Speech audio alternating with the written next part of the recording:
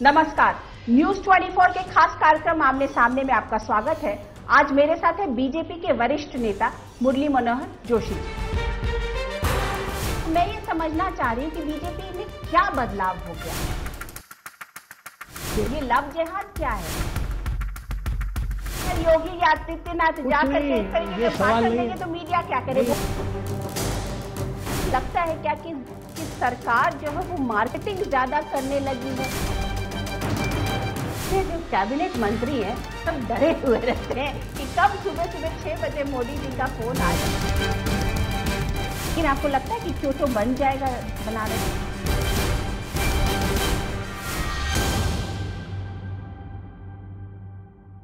Welcome to the show. धन्यवाद। एक बात बताइए जोशी जी कि अभी विनोद राय जी जो पूर्व सीएजी थे, उनकी किताब आ रही है, कल शायद रिलीज होगी। उसमें बहुत सारे, जैसे लगता है कि उन्होंने रहस्योद्घाटन किए हैं, बहुत सारी बातें कही हैं, फिर से पूरा 2G का जो पूरा मसला था उसको खोल कर रख दिया है, और एक टेलीविजन के इंटरव्यू में उन्होंने तो पीएम तक डायरेक्ट बात कही है। आप पीएसी के मेंबर थे, चेयरपर्सन थे पीएसी के उस वक्त में। आपको क्या लगता है कि ये बातें जो आज संज्ञान में ला रहे हैं उस वक्त उनको नहीं लाना चाहिए था? देखिए, उनकी इस किताब के बारे में तो मैं कुछ कह नहीं सकता क्योंकि मैंने अभी वो पुस्तक पढ़ी नहीं जी।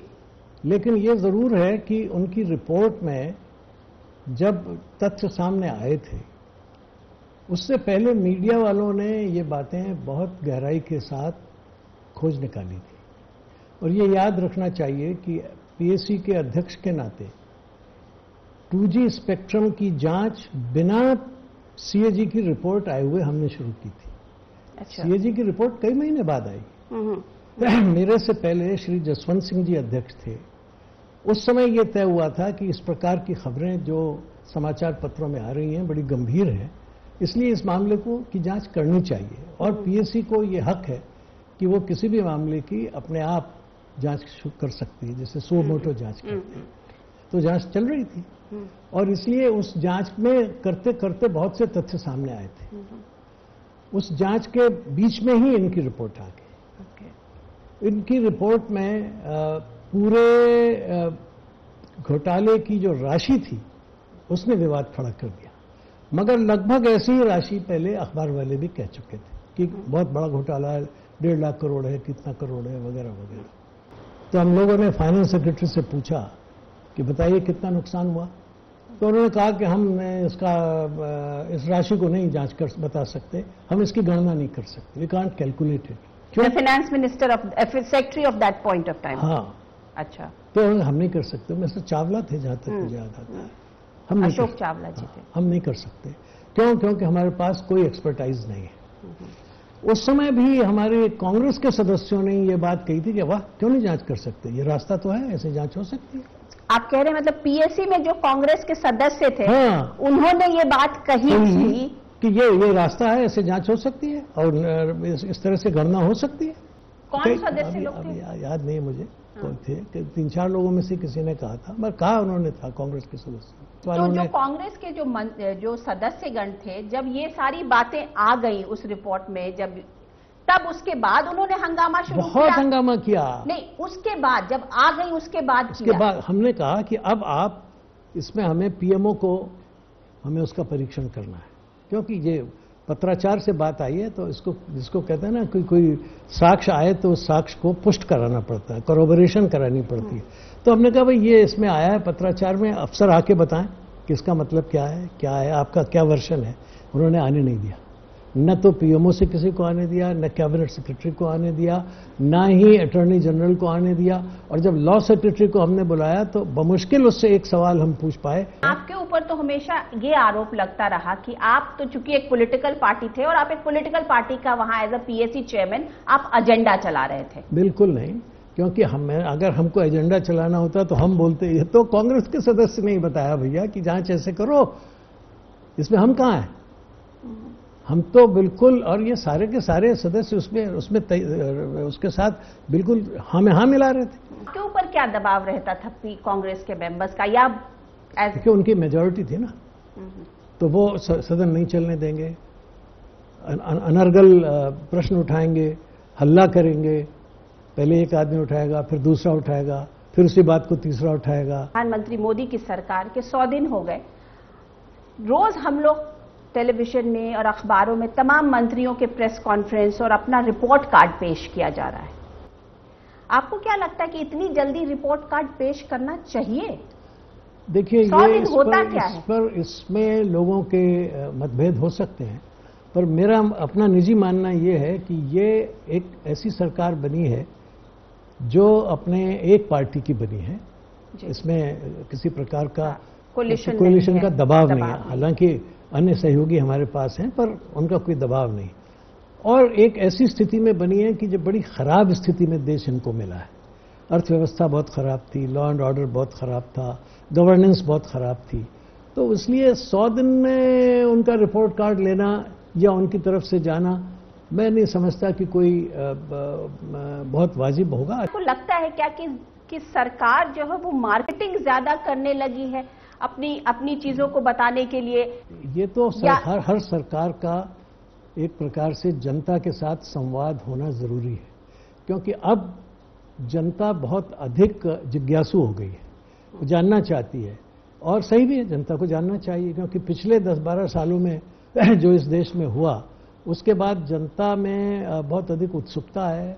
और अगर मैं कहूँ तो उनके मन में ये बहुत तीव्र भावना है कि भाई कुछ न कुछ बदल आनी चाहिए और उसका स्वरूप दिखना चाहिए। तो इसलिए उनको भी ये पता लगते रहना चाहिए कि सरकार चुप नहीं बैठी है, सरकार चल रही है, इस दिशा में चल रही है, और ये काम इतना तो कर लिया है। सरकार की उपलब्धि ही है कि लोग समय पर आ रहे हैं, काम कर रहे हैं। मंत्री अपने अपने मंत्रालयों की योजनाओं को ठीक ढंग से बना करके प्रधानमंत्री के पास आ रहे हैं और प्रधानमंत्री उसका स्वयं अनुश्रवण कर रहे हैं। तो ये एक तरीका नया प्रशासन का उन्होंने सामने रखा है। जाता है कि प्रधानमंत्री बहुत माइक्रो मैनेजमेंट करते हैं, हर चीज जो है वो उनकी तरफ से उनके पास गुजरना चाहिए, हर चीज का उनको पता होना चाहिए। जो मंत्रियों के ऊपर बड़ी लगाम है, इस तरह की बातें जो हैं। तो बहुत सी बातें तो आप लोगों का खेल है, वो चाहे जैसे कर दें, किसी बात का कितना बतंगड़ बना दें, ये तो आप लोगों का कमाल है। उसमें तो मैं आप लोगों का बहुत ही वो रहता हूँ, कहना चाहिए। लेकिन नहीं, आपको लगता है कि बेटर एडमिनिस्ट्रेशन के लिए कमांड की जरूरत है? देखिए, ऐसा है कि कोई भी प्रधानमंत्री जो पहली बार इस देश को संभाल रहा है, उसको अगर निगाह रखनी नहीं होगी तो उसे ये कैसे पता लगेगा कि कहाँ क्या गड़बड़ी थी और वो कितनी सुधरी। तो इसलिए निगाह रखना ये अपने आप में कोई, मैं नहीं समझता, गलत बात है। कहा जाता है कि सब जितने जो कैबिनेट मंत्री हैं सब डरे हुए रहते हैं कि कब सुबह 6 बजे मोदी जी का फोन आ जाए। ये सब बात, और ये मैं समझता हूँ। लेकिन आप लोगों से मैं इसकी अपेक्षा भी नहीं करता हूँ कि इस तरह की बातों को आप कोई गंभीरता से लेंगे। ये तो मीडिया के खेल है। पर एक बात बताइए जोशी जी कि आपके साथ तो नरेंद्र प्रधानमंत्री जी, जब आप बीजेपी के अध्यक्ष थे तब वो सेक्रेटरी थे, तो आप उनकी एडमिनिस्ट्रेटिव कैपेबिलिटीज को कैसे देखते हैं? बहुत अच्छा था, उन्होंने हमारी यात्रा का प्रबंध बहुत अच्छा किया था। और तब वो किसी राज्य के मुख्यमंत्री नहीं रहे थे, तो वो एक पार्टी के संगठक थे और अच्छा संगठन करते थे, इसमें कोई शक नहीं। आजकल कहा जा रहा है इस तरीके की बातें, और तमाम बीजेपी के लीडर्स भी कहते हैं कि बीजेपी बदल गई। तो मैं ये समझना चाह रही हूँ कि बीजेपी में क्या बदलाव हो गया, क्योंकि आप लोग तो तमाम जेनरेशंस को देखते चले आए। उन्हीं से पूछिए जो कहते हैं कि बीजेपी बदल गई। इसका जवाब मैं क्या दे सकता हूँ? आप लोगों की क्या एडवाइजरी रोल हो गया, क्या हो गया, बदलाव क्या हो गया? ये तो मैंने कहा ना, जिसने ये बताया है बदलाव हो गया, ये प्रश्न उन्हीं से कीजिए। हम तो जिस बीजेपी में थे उसी में आज भी हैं। जी, जब आप अभी ये देखा गया कि अभी 5 सितंबर को शिक्षक दिवस था, उसको बड़े तरीके से बड़े पैमाने पर मनाया गया और उसको एक लाइक अ लार्जर इवेंट बनाया गया। तो क्या आप लोगों के ज़माने में इस तरीके से नहीं सोचा जाता था कि बच्चों को या इनको कैसे जोड़ा जाए, क्या किया जाए? देखिए, प्रधानमंत्री का संवाद एक अलग बात है, सीधे बच्चों से होना है। और ये एक पार्टी की सरकार है जिसमें प्रधानमंत्री जो भी बात कहेगा वो सारी पार्टी की और सरकार की होती है। हम लोग एक कोएलिशन में थे, हमारे साथ बहुत बड़े दबाव थे, तो हमको तो बहुत इन सारी चीज़ों में संभल कर चलना पड़ता था। थोड़ा सा वैल्यू बेस्ड एजुकेशन लाई जाए, इसी पे बहुत विरोध हो गया था। सरस्वती वंदना को लेकर ही बहुत विरोध हो गए थे। तो हमारे समय में ये इस प्रकार की गतिविधियां करना संभव नहीं था। आप एचआरडी मिनिस्टर से तब बहुत मॉडर्नाइजेशन आपने किया था, इंक्लूडिंग मदरसों का। मदरसों का मॉडर्नाइजेशन आपके टेन्योर में शुरू हुआ, जिसको लोग कोई सोच भी नहीं सकता था, लेकिन आपने शुरू किया। आज जब आप देखते हैं और एचआरडी मिनिस्ट्री जब बनी तो उसमें बड़े कद्दावर लोग बैठे, नरसिम्हा राव जी थे, अर्जुन सिंह थे, आप रहे। अभी उसमें एक नई जेनरेशन आ गई, तो आप उसको कैसे देखते हैं? आप उसको बेटर मानते हैं, क्या समझते हैं? देखिए, मैं ये समझता हूं कि प्रधानमंत्री का ये अधिकार है कि वो अपने मंत्रिपरिषद में किसको क्या काम देते हैं, और इस अधिकार को हमें बिल्कुल एक अक्षुण्ण मानना चाहिए। ये उनका अधिकार है, और उन्होंने जो सोच समझ करके किसी को भी काम दिया है, उसके काम की समीक्षा कुछ समय बाद ही की जा सकती है। और एक तो इस देश में अकबर, जिसको आप अकबर महान कहते हैं, बिल्कुल बेपढ़ा था। छत्रपति शिवाजी की कौन सी फॉर्मल शिक्षा हुई थी? तो ये प्रबंध और मंत्रालय चलाना और कद, ये अलग अलग बात है। नहीं, मैं किसी की शिक्षा और उसकी किसी की डिग्री पे नहीं जा रही हूं। मैं सिर्फ ये कह रही हूं कि इस मिनिस्ट्री में पहले ये मिनिस्ट्री दूसरे तरीके से देखी जाती थी, इसको एक दूसरे पर। अभी तमाम कंट्रोवर्सी शुरू हो गई, यूजीसी वर्सेस आईआईटी, ये सब। मैं नहीं समझता कि ये कोई बहुत स्थायी भाव है। समय समय पर नई चीजें, नई समस्याएं आई हैं। 4 ईयर कोर्स भी तो पहले नहीं हुआ था, ये भी तो अभी हुआ ना, तो उनके समाधान भी होने हैं। यूजीसी के सामने इतनी बड़ी संख्या में यूनिवर्सिटीज आ गई, वो कोलैप्स कर रहा है उसका प्रशासन, ये भी तो अभी पिछले ही दिनों से हुआ है। तो इनको संभालने सुधारने में अवश्य समय भी लगेगा और नया सोच भी लाना पड़ेगा। इसको तो आप मानेंगे जोशी जी कि एक बहुत कॉम्पिटेंट मिनिस्टर की वहां पे जरूरत है, क्योंकि वो ब्रेन और ह्यूमन रिसोर्स। सारे मिनिस्टर्स जिनको प्रधानमंत्री ने छांटा है, वो कॉम्पिटेंसी पर ही छांटा, इनकॉम्पिटेंसी पर नहीं छांटा। तो लगता है कि प्रधानमंत्री जी इस समय सबसे बेहतर एडमिनिस्ट्रेटर या सबसे बेहतर पॉलिटिकल लीडर है? देखिए, फिर मैंने कहा कि ये पहली बार एक ऐसी सरकार बनी है जो परिवर्तन ला रही है। अब ये परिवर्तन कितनी ऊंचाई तक ले जाएगा, उस समय इसकी समीक्षा हो। क्या लगता है कि कितने दिन लोगों को ये सवाल नहीं करने चाहिए? ये तो कोई ज्योतिषी ही बता सकता है। आखिर देश के सामने समस्याएं हैं। अभी इतना जबरदस्त त्रासदी आ गई यहाँ जम्मू कश्मीर में, उत्तराखंड की हुई है, अकाल पड़ा हुआ है बहुत से इलाकों में।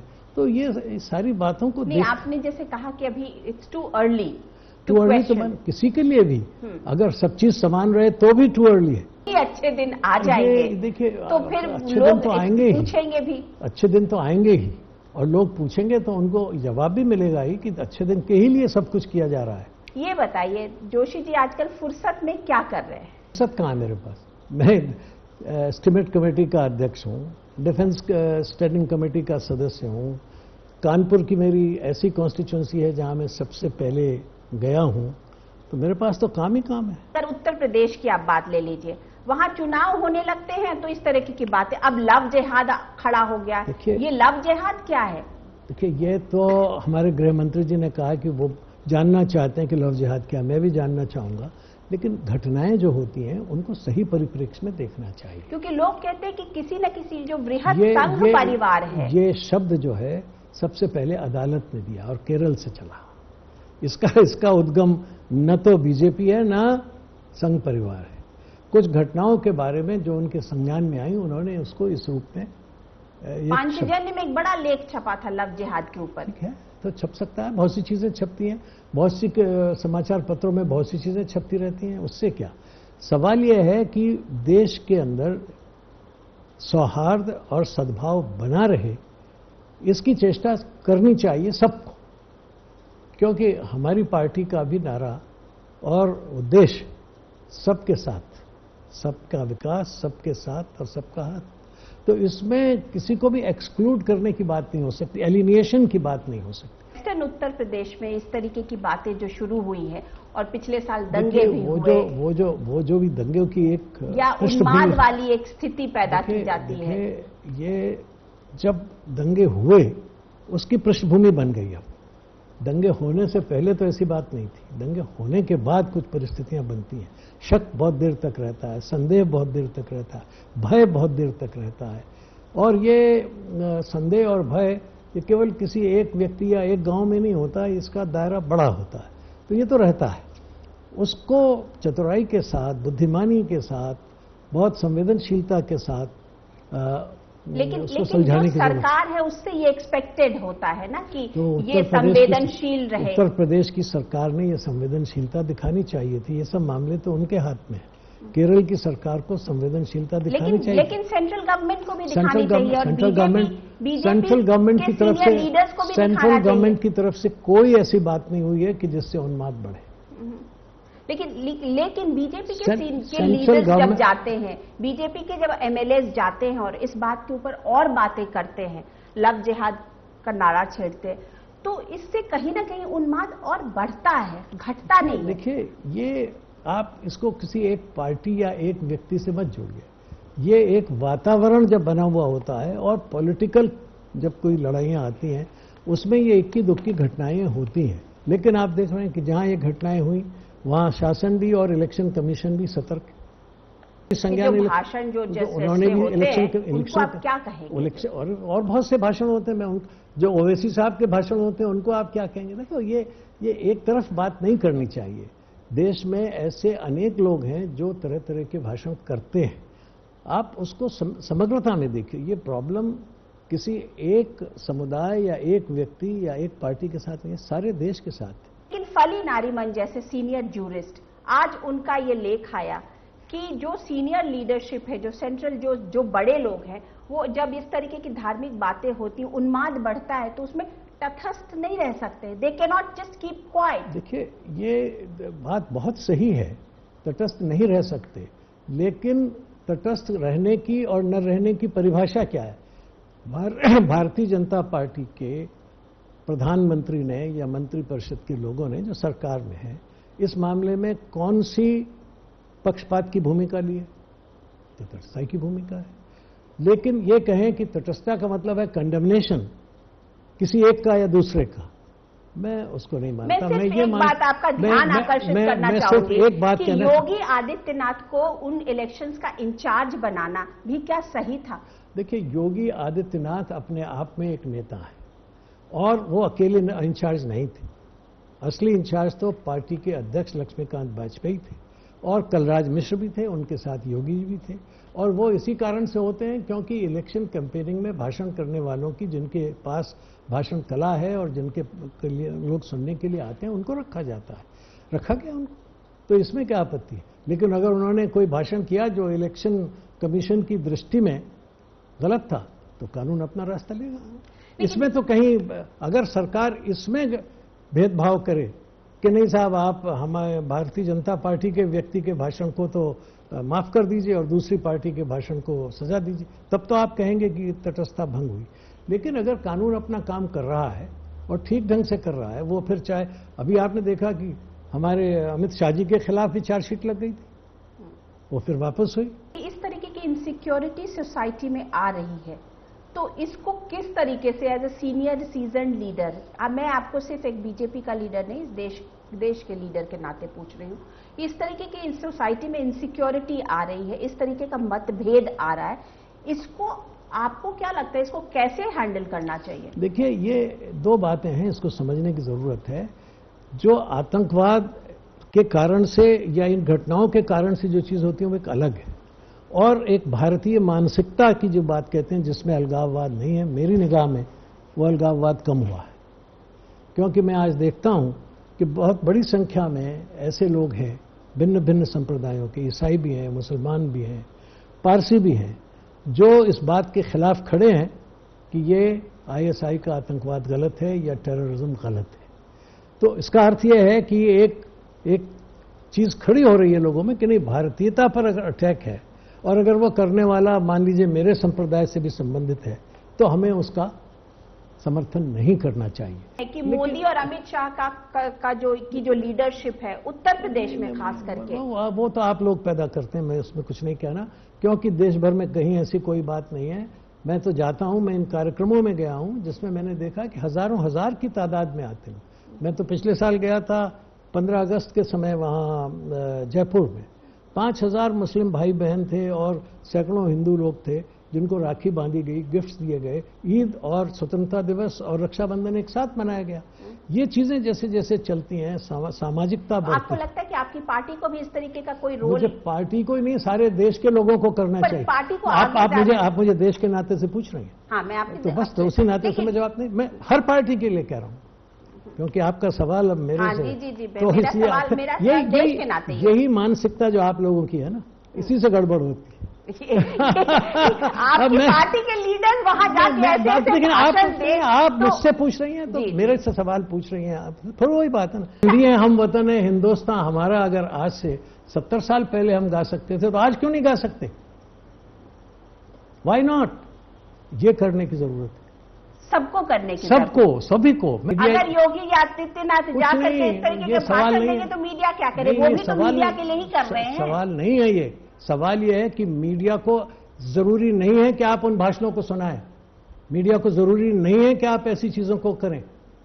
आप उनको बंद कर देंगे, वो उनका भी मीडिया क्रेज खत्म हो जाएगा, जो भी करता है ऐसा। और मैं आज भी ये कहता हूं कि इस देश में मुसलमानों की शिक्षा में जो कमी है, वो एक कमी ये है कि उसका मॉडर्नाइजेशन नहीं हुआ। जितना मॉडर्नाइजेशन होगा, जितना वो आगे बढ़ेंगे, जितना सोचेंगे, तो वो फिर जरा दायरा बड़ा बनता है। तो वो बात कहनी चाहिए लोगों से। अच्छा जोशी जी, आपने बनारस को रिप्रेजेंट किया, अब बनारस को क्योटो बनाने की बात कही जा रही है। मैं समझता हूं कि ये फिर वही बात है, ये एक सिमिली है, एक जिसको कहते हैं ना कि आप, एक व्यक्ति ने ये कहा कि भाई क्योटो वहां जापान का मंदिरों का नगर है, पुराना नगर है। वाराणसी यहां इस देश का पुराना नगर है, मंदिरों का नगर है। तो क्योटो की स्वच्छता, सफाई, सुंदरता, उसी रूप में बनारस की स्वच्छता, सफाई, सुंदरता, मंदिरों का रखरखाव है। अब ये तो हमारे देश में एक बात हो गई कि हम हमेशा अपने को पश्चिम के या पूर्व के किसी प्रतिमान से जोड़ लेते हैं। जैसे मेरे कानपुर को ये कहा जाता है कि मैनचेस्टर ऑफ द ईस्ट था। कि क्योटो बन जाएगा बनारस? मैं ये नहीं कहता हूं, बनारस तो बनारस ही रहेगा, क्योटो को बनारस की संस्कृति ले जाएगी। आखिरकार बुद्ध महाराज का सबसे पहला उपदेश बनारस में, सारनाथ में हुआ था, और क्योटो का भी जो मुख्य धर्म रहा वो बौद्ध ही धर्म है। तो ये थे बीजेपी के वरिष्ठ नेता मुरली मनोहर जोशी जी आमने सामने में। मैं अनुराधा प्रसाद किसी और पर्सनालिटी के साथ आपसे फिर मिलती हूं, तब तक के लिए नमस्कार।